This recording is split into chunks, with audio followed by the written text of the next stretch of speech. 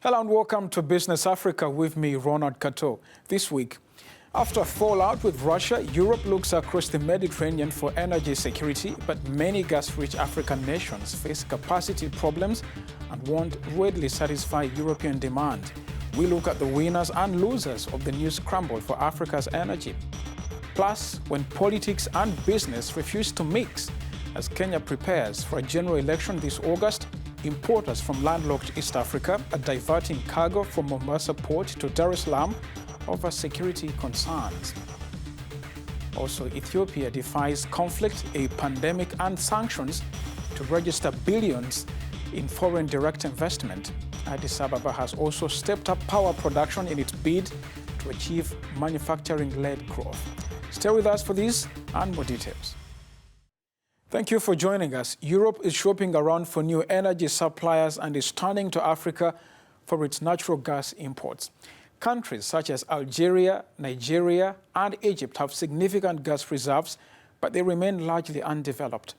A European Union ban on financing new oil and gas projects in Africa has also locked up capital for aspiring producers such as Uganda. This report now on whether Africa can become a major gas supplier to Europe. As Europe takes action to reduce imports of Russian gas, the continent's leaders have been looking to Africa as an alternative energy supplier. So far, new supply deals have been signed with Algeria, Angola, Congo, Nigeria, and others are thought to be underway. Europe's interest is good news for African energy producers who have endured years of low prices. Algeria, which is already the largest African gas exporter, looks well positioned to serve Europe. In addition to its significant gas reserves, necessary infrastructure such as pipelines, gas liquefaction plants, and export terminals is in place already. For Angola, Nigeria, and Equatorial Guinea, experts say significant investments will need to be undertaken to increase capacity and to expand existing infrastructure. And then there are aspiring producers such as Uganda, Mozambique, and Tanzania, whose projects have delayed in part due to a ban on financing new oil and gas projects in Africa by the EU. In Uganda, for example, several European banks have refused to fund the building of the East African crude oil pipeline. As Europe scrambles to secure its energy future, some analysts warn Africa will remember that Europe's clean energy evangelism was not grounded in concern for the climate, but rather sheer hypocrisy. My guest is Carol Nachle. She's the CEO of Crystal Energy. She joins us from London. Thank you very much, Carol, for your time. Talk about the capacity of African oil and gas producers now, and is it sufficient to satisfy European demand? There is no doubt that Africa is oil and gas rich, but particularly when it comes to natural gas, we can see that the current production and export capacity of the continent, whether North Africa or Sub-Saharan Africa, does not really reflect the what you find below ground in terms of resources. So take Nigeria, for instance, they are sitting on the 10th largest proven gas reserves in the world, yet they only rank 16th in the world as a producer. And this goes back to several reasons, but including perhaps limited investment, gas flaring, and also there is another factor that is constraining export capacity is a domestic market, where you find in some places, particularly in North Africa, for instance, domestic consumption is rising rapidly. So if I take all these factors together, I can see that the African countries are unable to change the balance in Europe in the short term or maybe medium term. They can help in diversifying the sources of supply, and they're already doing that for Europe. But to really replace Russian supplies, you need to see much more investment in Africa and domestic consumption to be tamed, so that you can increase the export capacity. Speaking of investment, Carol, where should African oil and gas producers direct capital if they're looking to expand their capacity? Any kind of investment in oil and gas production capacity, but also with natural gas, you have to think about the whole supply chain, because natural gas, because of its nature, gaseous, it's different from oil. You need to think about the whole supply chain, from production to processing, distribution, shipping, and then transportation by pipeline or liquefaction to make it LNG and then ship it abroad. And all this is capital intensive. You need international capital to support local capital and national oil companies. So any investment that can support building up this kind of supply chain for natural gas will definitely help in extracting those resources, transforming them into usable gas, and then distributing them around the world. Caro, before 2022, Europe was preaching clean energy. In fact, European banks were discouraged from investing in new oil and gas projects, especially in Africa, and that didn't go down well with many African leaders. Do you sense, because of what's happening now, that there's going to be a policy reversal in Brussels? What we are seeing already today, so here, for example, in the UK, where I'm talking to you today, you can see a strong position from the government, clearly saying that although they appreciate climate change concerns, they are not going to sacrifice energy security by not investing in their domestic oil and gas resources. Also, in the EU's plan to reduce dependence on Russian gas, they acknowledge that they will have to rely more on gas and even on coal. Imagine the coal, which is the most polluting fossil fuel from a climate change perspective, that they need to hang on to their resources a little bit longer. So the energy security issue that resulted from the invasion of Ukraine it was kind of wake-up call to show that the calls before that happened regarding suspending investment in oil and gas projects has proven to be premature. And we're already seeing U-turn in many announcements around the world, but particularly in Europe in that respect.